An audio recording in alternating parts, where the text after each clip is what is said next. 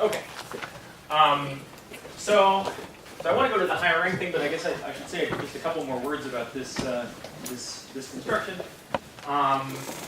So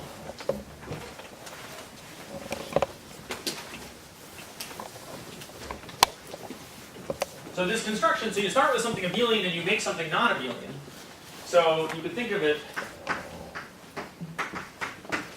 So if there's a construction from the abelian one to the non-abelian one, so you could call it, kind of non-abelianization.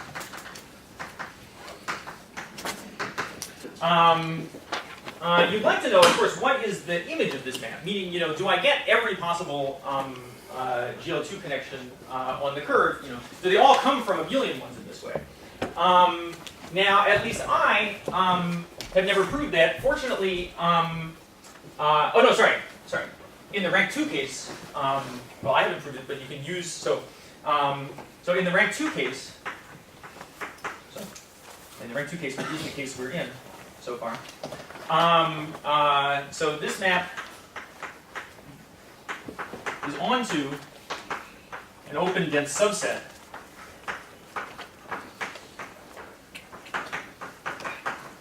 of the moduli space of flat rank 2 connections on C.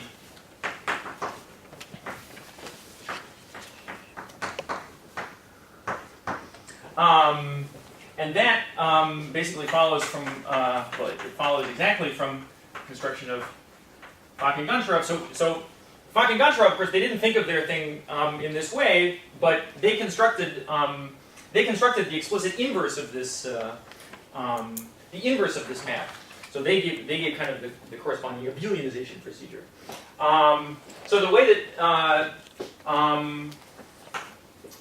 so let's see. Well, maybe that's all I want to say about it. So you can invert it on that open dense subset of abelianization.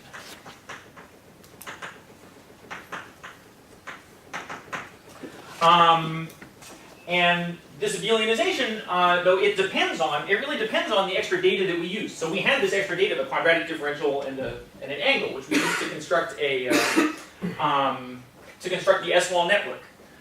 So it's not just one abelianization map, it's many abelianization maps depending on the extra data of this network. So the way that Fock and Goncharov said that, so they had a sort of equivalent thing. So FG described it.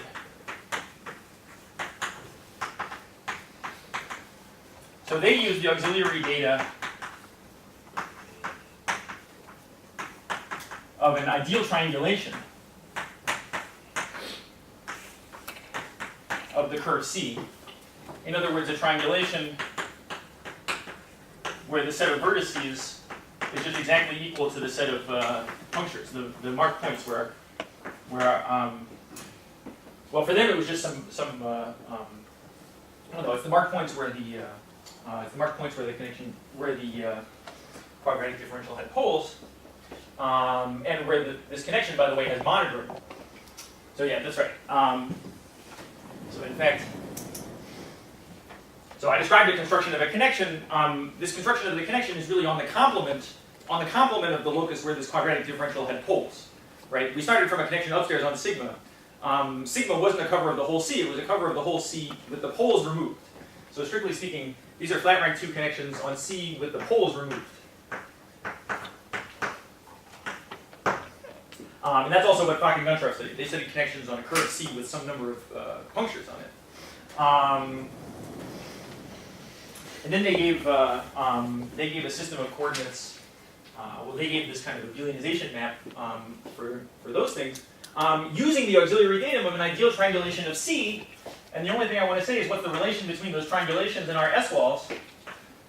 So their picture is you use a triangulation. Our picture is you have some network of S-walls, and the relation between them is just this picture. So each of these little tripods, each of these zeros is sitting inside one face of the triangulation, and you determine the vertices of that face by where the S-walls go. Okay. Okay, great. So they're all these walls are in the same direction theta? So yeah, so, right, so this is for some fixed theta. Right, so sorry, for a fixed theta, there's two possible pictures.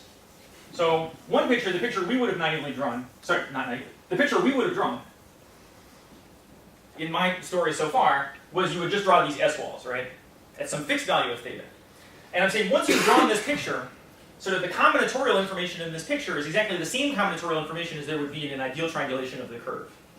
And so I should draw the, that ideal triangulation. The edges of that triangulation aren't S-walls, but... And it's a fixed generic theta, so no saddle connections. That's right, that's right. This construction is at fixed generic theta, and as I vary the theta, you know, this construction, this abelianization map jumps in a specific way. That's right. Which is another way of thinking about the wall crossing formula. In fact, if you think about it that way, you can get rid of this little gap that I mentioned, not having enough TFPs. If you think of the wall crossing formula, if you think of these transformations as acting directly on the coordinates of this space of flat connections, then you avoid this little gap. So that's again using the results of Bach-Conchoff to construct this abelianization. Fulcrum Prof used framed local systems. Framed local systems. They, I forgot what it was. Oh yeah, very good, very good, very good. Yeah, very good. Shoot. Very good. So this map, yeah. Sorry, I cheated when I said you can invert it. So you need a very slightly more data. Yeah, very good. So there's a map from abelian things to non-abelian things. Actually, the non-abelian thing comes with a little bit more data. It comes with a discrete choice at each puncture of one of the two monodromy eigensections. And if you remember that little bit of additional data, then the map's invertible, right? Otherwise, it's a finite to one cover. You're right. So let's see. So you're absolutely right. So I should really say that it's a map from an abelian local system to a non-abelian one, plus some extra data, which I'll just call some flags, a flag in the space of local sections around each puncture. So this is just, for a generic connection, this is just a discrete amount of additional data. It's a Z2 choice at every puncture. And once you remember that additional data, then you can invert the thing. That's right. Okay, great. So now I want to tell you something different. So I want to try to tell you, so one of the sort of exciting things about this perspective on the trajectories of quadratic differentials is that it kind of naturally suggests a generalization to some higher rank things. So let me try to tell you what that is.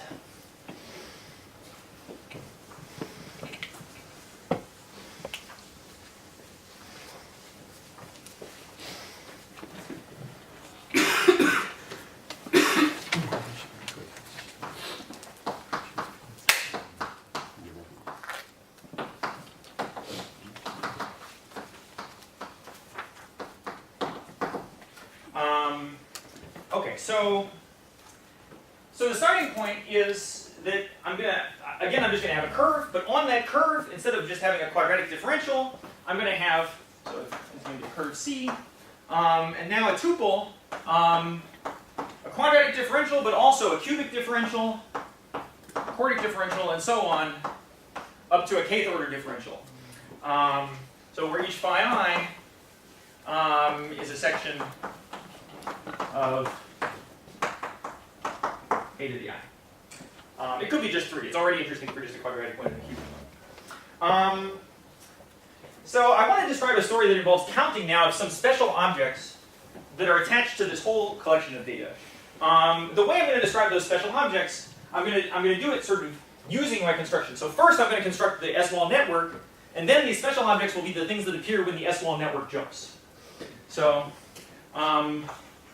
what's the generalization of the S-walls to this setting? Well, I'm going to first just sort of tell you what it is and then try to motivate it. So first of all, as before, we can define a covering. So now it won't be a 2-to-1 covering, it'll be an n-to-1, a k-to-1 covering. So spectral curve. So it's just defined by sort of the only obvious equation, the most obvious equation that you could write. Phi I lambda to the k minus I. So you just use these as the coefficients in a polynomial equation for a one form. So again, this thing is sitting inside of cotangent of C. So now it's a k-to-1 cover.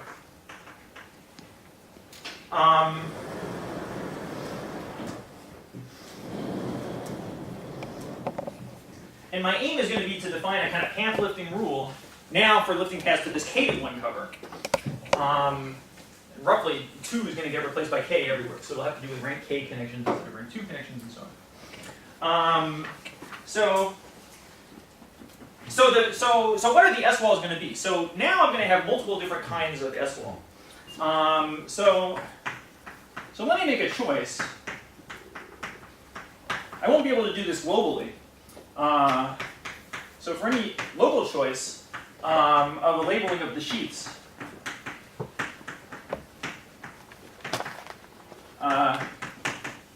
the sheets of sigma to the C, in other words, just the roots of this polynomial equation. So I'm going to label them, the sheets, by index I that goes from 1 up to k. So once I've made that local choice, then we have just k one forms, lambda I, on C, right? Just the k roots of this equation. And so now I'll define a special kind of curve. I'll define an I.J. trajectory. With a quadratic differential, we just had trajectories, but now we have I.J. trajectories on C to be a path along which, so before, the condition was that the square root of phi 2 should be real and positive. Well, up to the face e to the I theta. So now, square root of phi 2 is replaced by just one of the roots of this equation. Or in fact, I'm going to replace it by the difference of 2 roots of this equation. So that was also proportional to the square root of phi 2 before. So a path along which e to the I theta times lambda I minus lambda j is real. And in fact, having chosen my labeling, and having chosen to call it an I.J. trajectory rather than a J.I. trajectory, I can even say that this should be real and so the I.J. trajectories actually come with an orientation. But if I call it a J.I. trajectory, that corresponds to switching the orientation. So I have these special kinds of trajectory on the curve.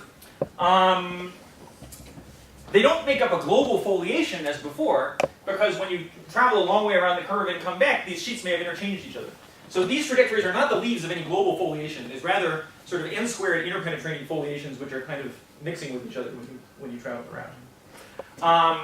So S-walls, so our S-walls will be among these I.J. trajectories.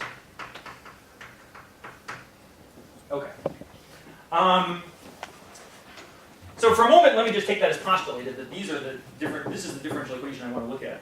And now let me try to build an S-wall network, which will have the same kind of good path lifting rule that I had before.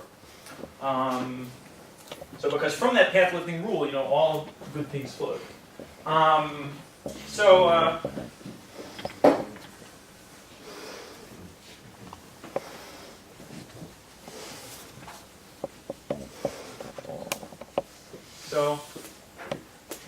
So building the S-walls.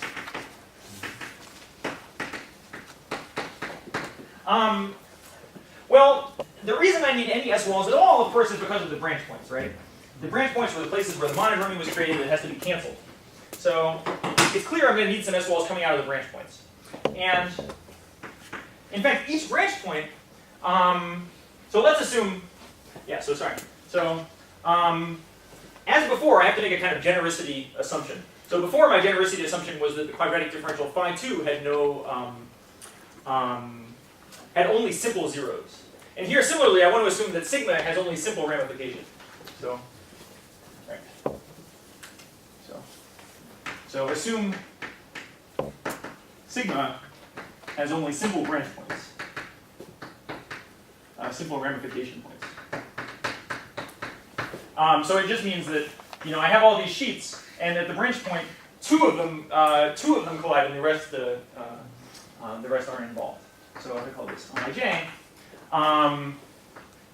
So this branch point I would call an I.J. branch point, and label it by the transposition that exchanges those two sheets. So suppose I have an I.J. branch point here. Then, in order to define my path lifting rule, I have to cancel this particular monodromy. And basically, for that, the other sheets don't participate. So I'm just going to do the same thing as I did before. I'm going to shoot out three walls. Well, what kind of walls will they be? They should be the I.J. Walls. The I.J. walls are exactly the ones that have to do with this pair of sheets. And it's a similar situation as before. If you look at the local foliation by the I.J. trajectories, that local foliation has a singularity here of exactly the same kind as before. It has this three-pronged singularity, so I can draw the same kind of picture. Now, I want to be a little careful keeping track of the labeling. So this one is, I'm keeping track now of the sign of this quantity lambda I minus lambda j, which means these things have an orientation, but I have to fix whether it's ij or ji. So the way it works is, if this one is ij, the neighboring one is ji. Now, it seems like a puzzle. This one, is it ij or ji? The point is that there's a branch cut here. There's a branch cut along which sheets I and j are exchanged. So this is the right way of drawing the picture. So this will be the sort of local picture around every branch point. So I've got 3 S walls coming out. Maybe somewhere else I have another branch point with 3 S walls coming out of it. Somewhere else I have another one. And so on.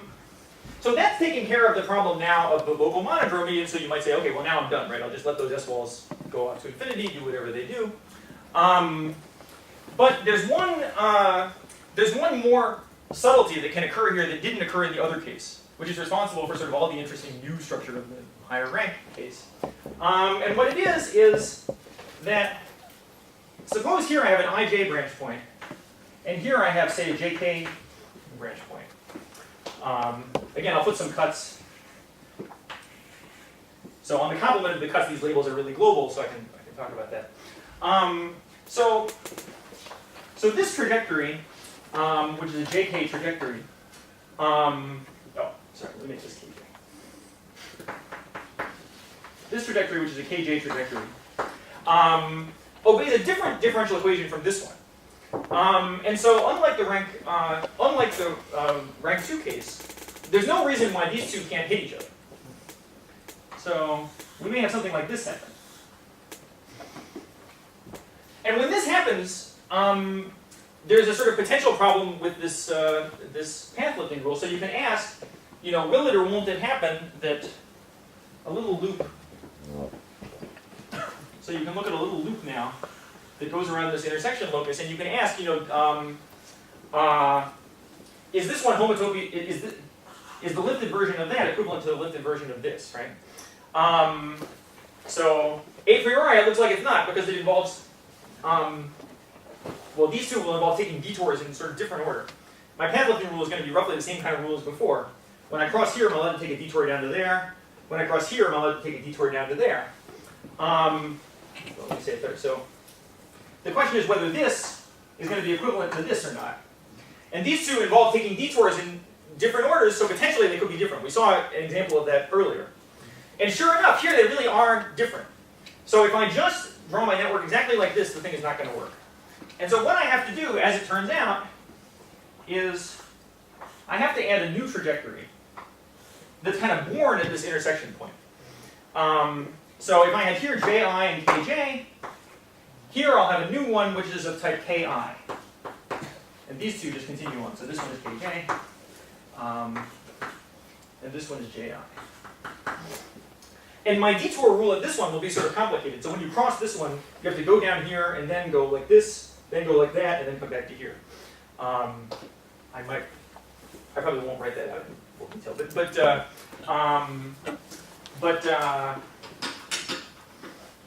so this is the construction. So let me write it out in words. So I'm sorry, I'm really confused about this I.H.É. Trajectory. Yeah. Because does it really fit our previous quadratic differential Yes, thing? because it have positive roots and minus root. But why would take the difference of? I thought there we would just take lambda I or lambda j. And yeah, just a factor of 2 because Why? it's square root. Because lambda minus different root.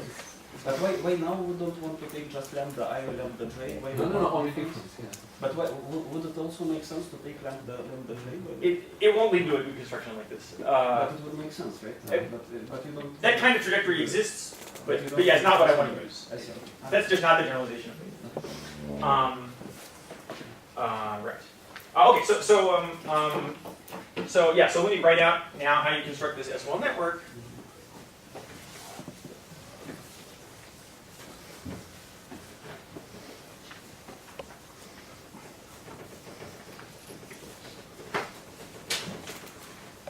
Well, it's just what I said. So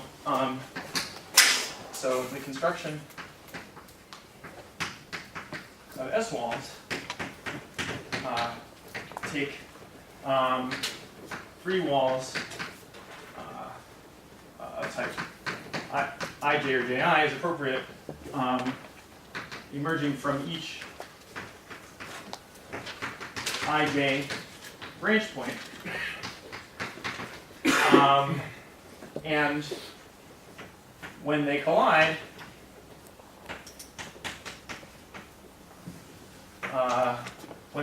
new ones are born, according to this picture. So whenever I have an I.J. and a J.K., it gives birth to an I.K. On the other hand, if they have no indices in common, if it's I.J. and K.L., then they just involve different sheets and they just pass through each other. There's no problem. These So- now naturally live in the spectral cover rather than the base curve. Is that right? No. They still live. They These are still live in the base. living on the base curve. They're just carrying some discrete labels. If you like, you could think of their lifts to the. Okay, for some purpose, it's natural to think about their lifts, but no. When I draw them here, and by the way, the Because equation you're that they orienting obey. everything, which you did before by lifting to the cover. But now they wouldn't have. And it's not big because it's really something between two sheets, yeah. Right. I could lift the curves, but the equation would not look natural upstairs because the equation involves lambda I minus lambda j. It really does not involve. That's right. Yeah. So it's better to think of them on the curve. So it can actually also happen that You should have different labeling from this picture. a different labeling. How come? Oh, this one is IK. Sorry. Yeah. Okay. Yeah, well, this should the same in the second one. This one here. Oh, IJ and KL, and this is KL and this is IJ. So they just pass through each other without incident.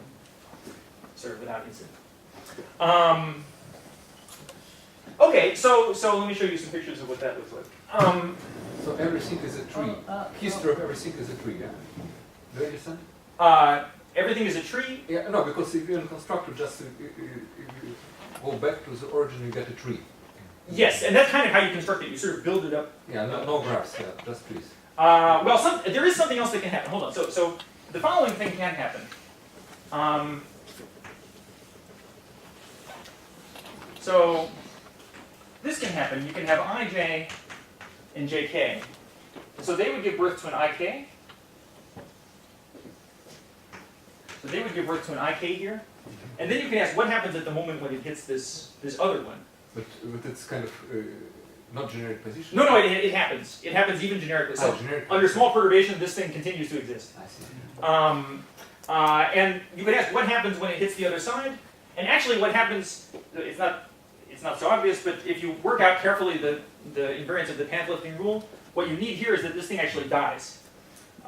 So because of those extra minus signs, roughly it's because you're canceling something like this against something like this, there's one extra sign here.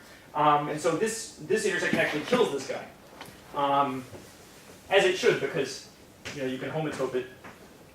You could homotope it into this, and it's sort of obvious that nothing should be coming out of there.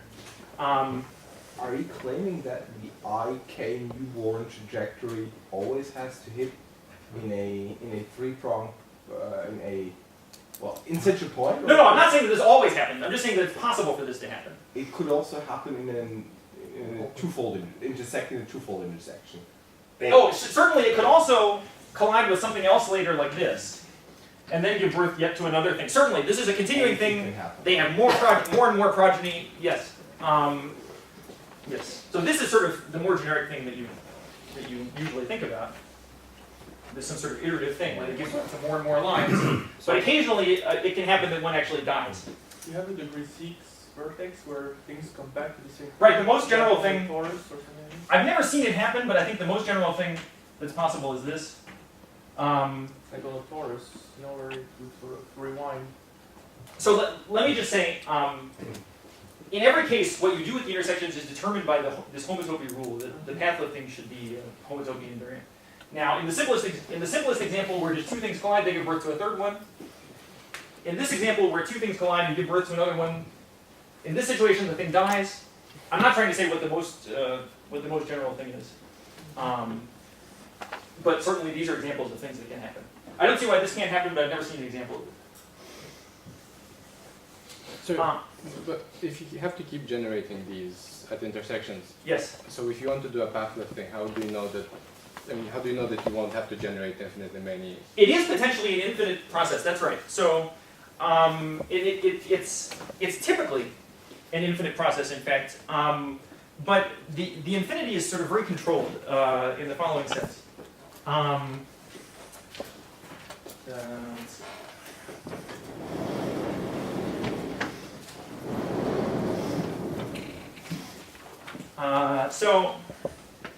So once again, if there's no punctures, all bets are off. Then the thing will be dense, just like it was in the case of the ordinary quadratic differential. But in the case where we have punctures, so in the case where we have punctures where all of these differentials, phi 2 up to phi k, yeah, you're right.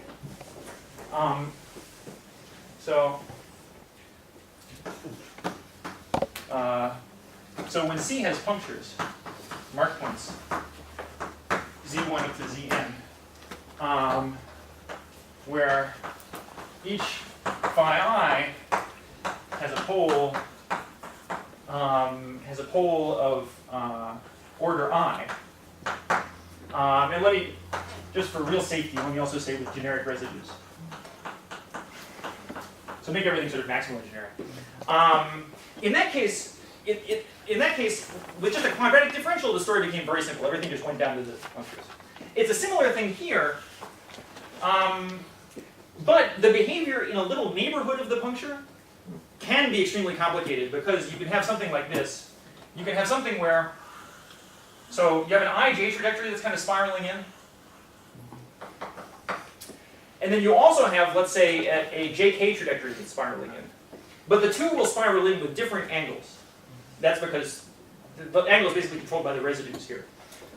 So the JK one will come in at a different angle. And so, well, I can't draw it very well, but it'll meet this guy infinitely many times as it goes down. So that gives birth to this infinite channel of more walls, right? It gives birth to an infinite channel of IK walls. So there are sort of infinitely many trajectories born here, but it's all very controlled. It just happens in a little neighborhood of the puncture. And so as long as you stay sort of away from a little neighborhood of the punctures, you don't have to deal with any kind of infinite stuff. So get several integer parameters here for how many terms you. Yes, that's right. So right. So it gives birth to sort of a countably infinite family of these extra trajectories coming in. But somehow that stuff doesn't matter. I mean, in practice, you pretty quickly see that you just avoid a little neighborhood of the puncture, and then the rest of the picture is kind of finite. So you know that it never shoots out anything back from Oh no, nothing ever comes out of the puncture. That's right. That's right. The punctures, just like for the trajectories of phi 2, the punctures are kind of attracting in that way. Nothing ever comes out of them. Yeah. So so let me show you some pictures of what these networks look like, just to get a little feel for it. So. Let's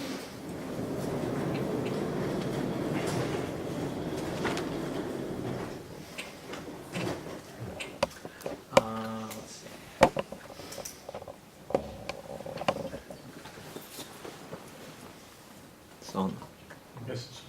major reflection over this instead. Say again? Oh, I can answer it off here. Yes. No, it's already on. No, it's already on. It's on. Oh, it's on. Wait. Just let him wake up. So the idea of this game is going to be the same as before now. I have one of these S-wall networks. Yeah, so let me write a few more words. So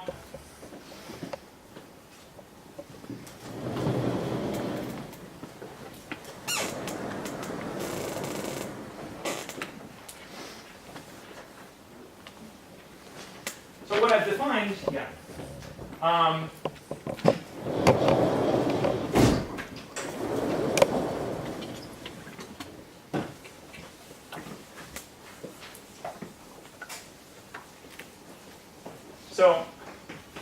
So we now have a sort of S-wall network depending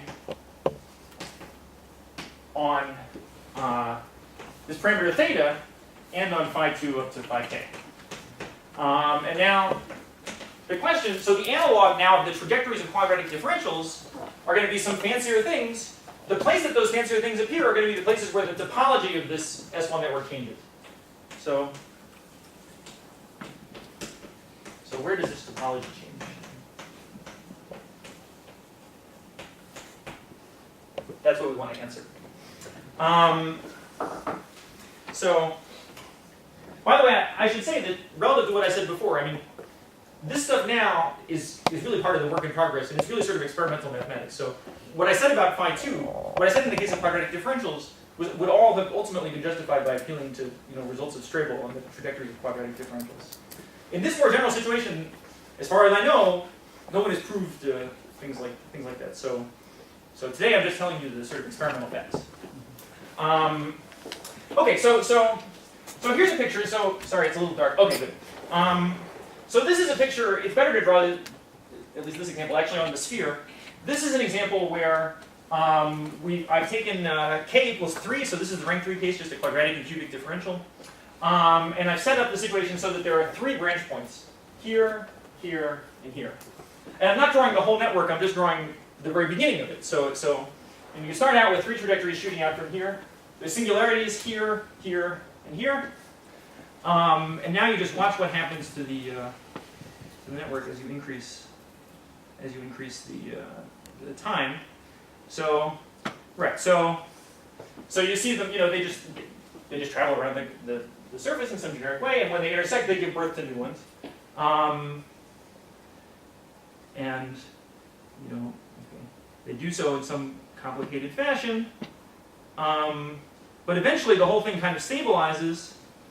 So eventually, all the action is happening in a tiny neighborhood of the singularities. So like, here's one of the singularities, and you see that all the trajectories are basically winding up there.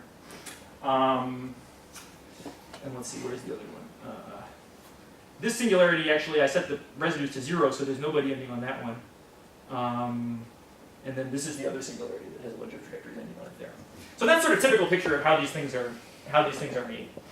It's some complicated pattern, but it's some ultimately controlled thing. Okay. Which direction does it go? Which direction does it go? Go out. I mean, what's the angle? For the newborn trajectory. Oh, the newborn trajectory has the same phase as it. So right. So all the trajectories that I'm drawing, they're all, so to speak, I.J. trajectories with the same phase parameter theta. And so that completely determines the trajectory. So if I just have a trajectory starting at a single point, it's a solution of a first-order differential equation. So all I have to say is where it starts. So the newborn trajectory then just evolves according to the same equation with the same phase as the rest of the network. The important point is that the newborn trajectory is solving a different differential equation, which is why there's room for it to get born. Oh yeah, that's right. Sorry. That's right. It's solving a different equation, right? So yeah, fortunately, this one is solving the I.J. equation. This one the J.K. equation, and this one solves the I.K. equation. Right. Why I.K. only born here? Why it doesn't continue? The other way? Well, there's a definite orientation on this picture, right? So, are you asking why the rule is what it is, or are you asking whether it's even well defined? No, I'm just asking why it's kind of singularity for the other equation, why it doesn't continue. No, it's not a singularity. This is not a singularity. The equation certainly has trajectories that go through here. So I'm just telling you my rule for building this network. Ah, I see. So you just ignore that one. That's right. That's right. I mean, you know, there's trajectories everywhere, right? It's a foliation. But I'm just taking this particular trajectory. Do you have some situation where you get actually finite network? Yes, I'll do that in a second. So I just wanted to, yeah. Okay, right, so now the question is, so the question we ask is, when is the topology of this structure going to change? Now let's see, here did I include a parameter? So, yeah, we see as you change the phase, this thing deforms a little bit, just like before, right? As you change the phase, the thing deforms in some continuous way. To show you the topology change, I better show you a simpler example. Okay, so, well, the first thing that can happen, the first thing that can happen is just an analog of what happened before. So one possibility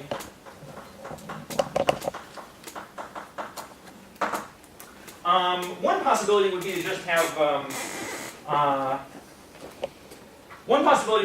have here an I.J. branch point, here another I.J. branch point, and then this one emits an I.J. trajectory. This one emits a J.I. trajectory, so going the other way. And then just as before, you know, if I adjust the parameters a little bit, I could have these two things collide, right? And then I would get a kind of topology change. So that's more or less the same as the previous situation.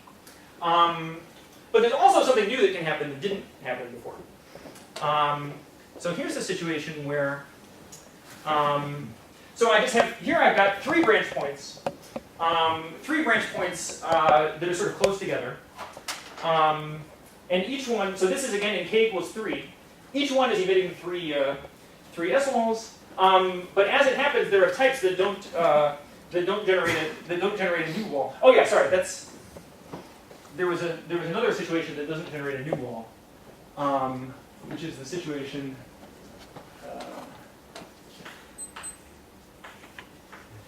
So if I have I.J. here and Kj, right? So even